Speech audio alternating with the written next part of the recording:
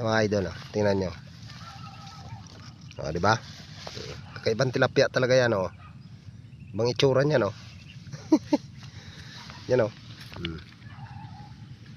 Yan ang sinasabi ko sa inyo dito sa Cardona, na dito lang mahuhuli to.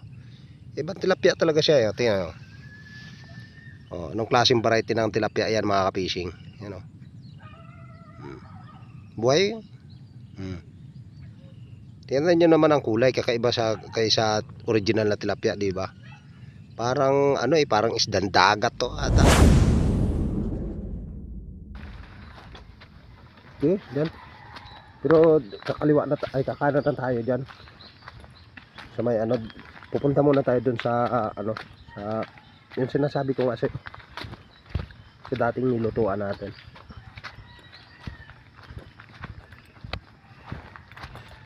Yan pa, sige. May ano ng kawayan. Hello guys, good morning. Ayan guys, nandito tayo ngayon sa Cardona. Binalikan natin yung spot dito sa Cardona. Dito sa nahulihan namin ng kakaibang tilapia. So binalikan namin. So unang bungad pa lang natin dito sa binabaan natin. Ayan. Ayan tayo. So unang bungad pa lang dito dahil sa 2 linggong ulan. Ayan na. Grabe ang ano, grabe ang tubig, grabe ang taas ng tubig. Biglang angat ng tubig, mga ka-fishing. Awan ko kung may kakagat ditong tilapia kasi sa palagay ko sobrang taas talaga. Yan, sa gilid na tayo dumadaan, no. Yan, oh, sa likuran ko lang tubig, no. Ang lalim niyan. So titisting tayo rito. So may ano. So unang-unang target natin, mga ka-fishing, doon sa hinulihan natin ng yung kakaibang tilapia. Yun ang pipestuhan natin ngayon. Sige, lakad.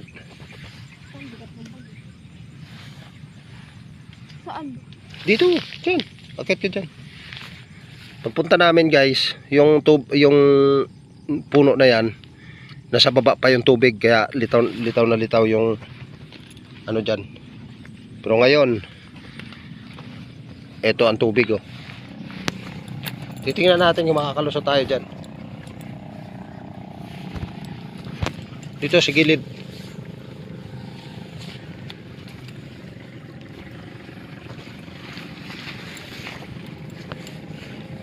Ah, grabe.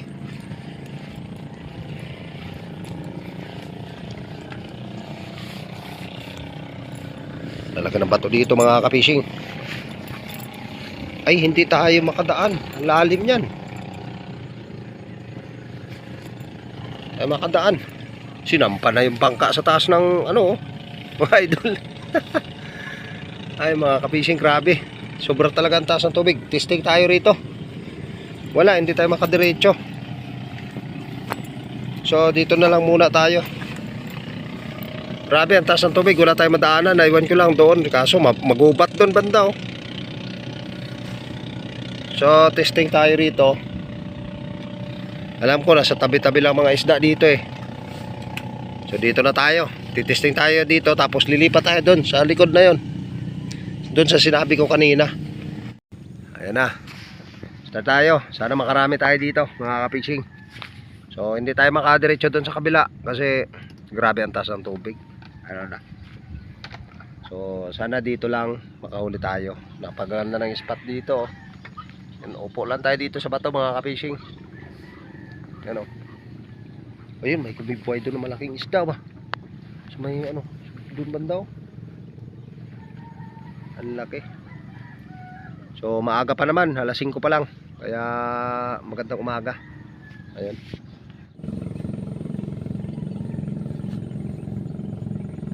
Pisting, mga idol.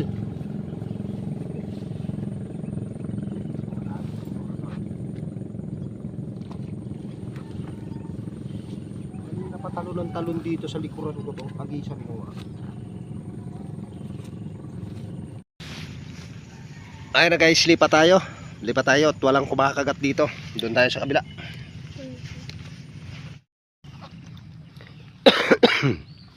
So guys, nakahuli na tayo ng kakaibang isda. Sabi ko nga sa inyo eh. So ang problema, hindi natin nabidyohan mga ka-fishing. So nandyan yung ano natin, oh, yung biwas. Lumipat nga tayo dito. So ito guys, oh, ipapakita ko sa inyo. Kakaibang tilapia to ah. Medyo maliit lang to. Yung mga idol, oh. Tingnan nyo. Tingnan nyo guys, oh. Oh. Itsura pa lang ah. Oh. Diba? yan ang kaya kung bakit ako dumadayo dito mga ka-fishing. Nakaiba yung isda dito. Ayun, kinakagat na oh. Sana malaki. Sana malaki yan. Ilubog nyo na kasi. Lubog nyo na. So yun guys, babalik tayo. Hanap tayo ng ibang spot. Dahil dito maganda sana. Ang problema, ano, yung mataas masyado ang level ng tubig, tapos walang kumakagat. Isa lang ang nahuli natin, yung kakaibang tilapia nga. Yun, pinakawalan na natin. Nawala na dun sa lagayan, oh. Ayun, so maghahanap tayo ng spot. Either babalik tayo dun Binangonan. Balik tayo ng Binangonan mga ka-fishing. Dito tayo sa Cardona. Ayun.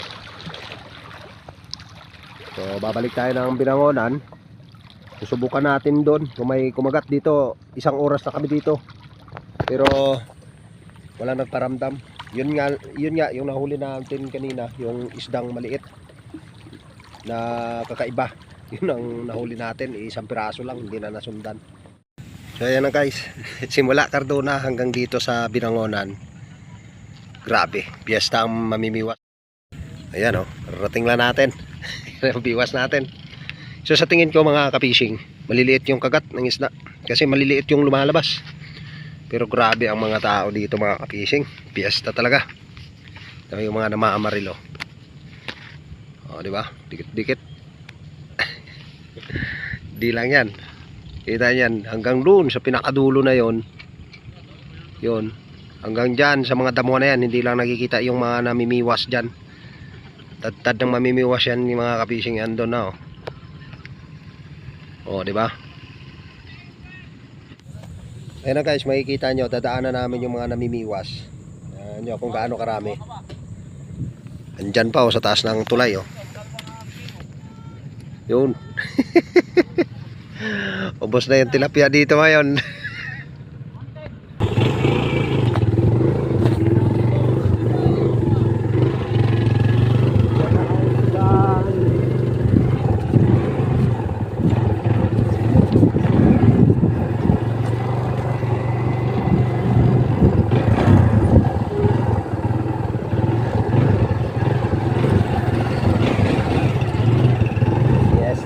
Mamimiwas mga ka-fishing. Galing tayo ng Cardona hanggang dito.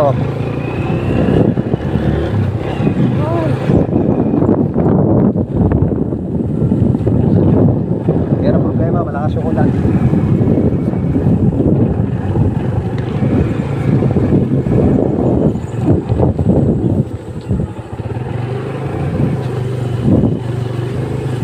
Pero dito banda, parang walang namimiwas na yan. Maliliit kasi ang kumakagat natin. Sumanong dito may. Ano, nakagat na? Maliliit, doon sa dulo maliliit din.